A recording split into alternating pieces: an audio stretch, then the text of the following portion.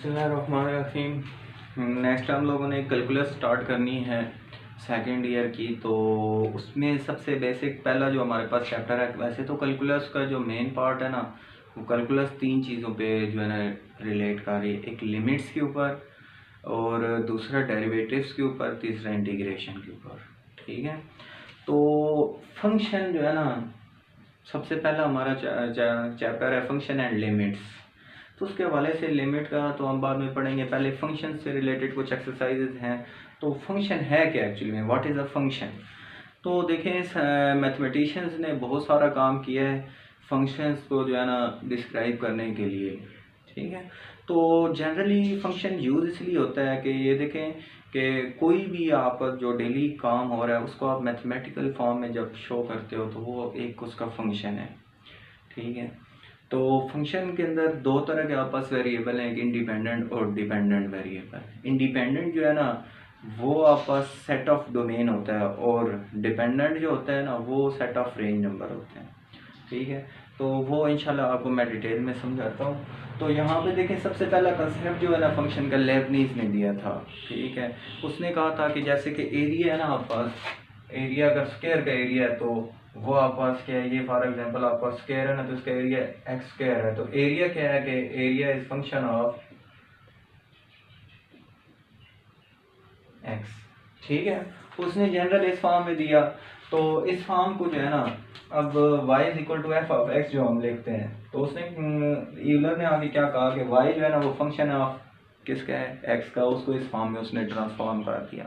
ठीक है, एक्चुअली ये फंक्शन है क्या, ये एक रिलेशन है, ये आपस कोरस्पॉन्डेंस है दो सेट्स के दरमियान है कि हर एक सेट की जो है ना इनपुट के लिए जो है ना एक यूनिक आउटपुट होनी चाहिए। ठीक है, फॉर एग्जांपल इससे मुराद क्या है आप पास कि ये दो सेट्स हैं आप पास, ये हमारे पास एक्स सेट है और ये वाई सेट है।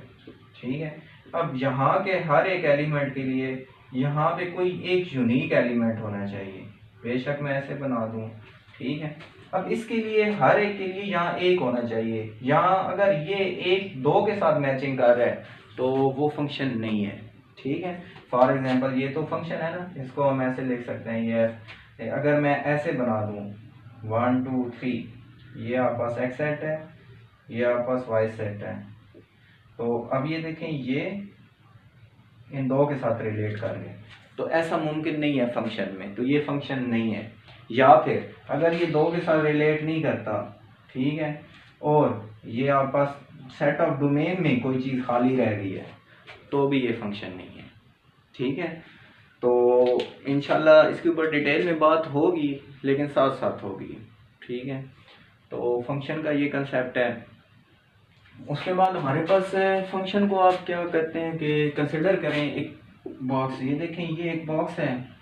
अब मैंने यहाँ पे इनपुट दी जी 3, आंसर मेरे पास आया 15। यहाँ इनपुट दी मैंने 2, ठीक है, तो आंसर मेरे पास आया 10।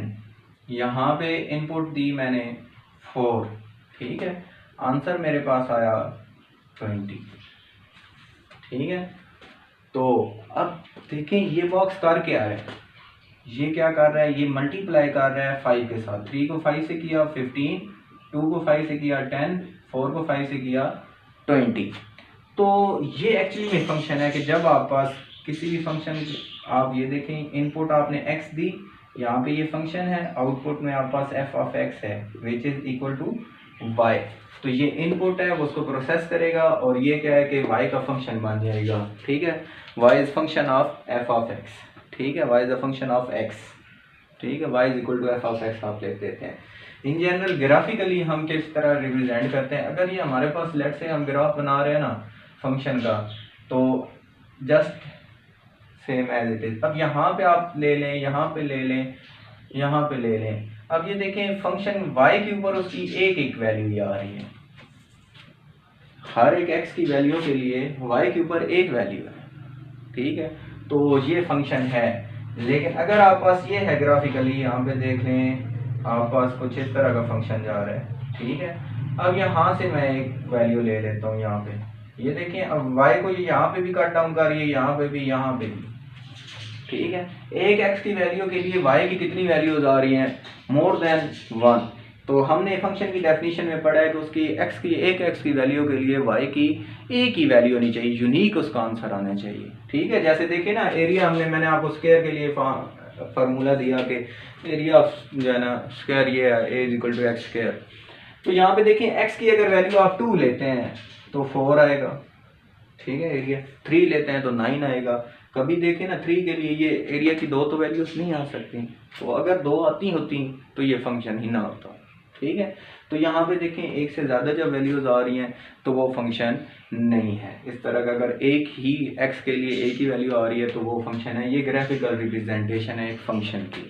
ठीक है, आगे हमारे पास फंक्शन की वैसे बेसिकली जो है ना हम 3 तरह के फंक्शन लेते हैं, 1 1 इंटू 1 2 फंक्शन, उनके बारे में डिस्कस करेंगे। इस चैप्टर में हम लोगों ने hyperbolic function, trigonometric function, implicit function, explicit function, ठीक है, उसके अलावा पोलिनोमियल फंक्शन, उसकी आगे टाइप्स हैं, तो कुछ इनके बारे में स्टडी करनी है। अगली वीडियो में इंशाल्लाह मैं उन फंक्शंस के रिलेटेड करवाऊंगा और एक्सरसाइज की अलग वीडियो बनाएंगे इंशाल्लाह। ठीक है, उम्मीद है कि आपको छोटा मोटा जो है ना फंक्शन के बारे में कुछ ना कुछ समझ आ गया होगा।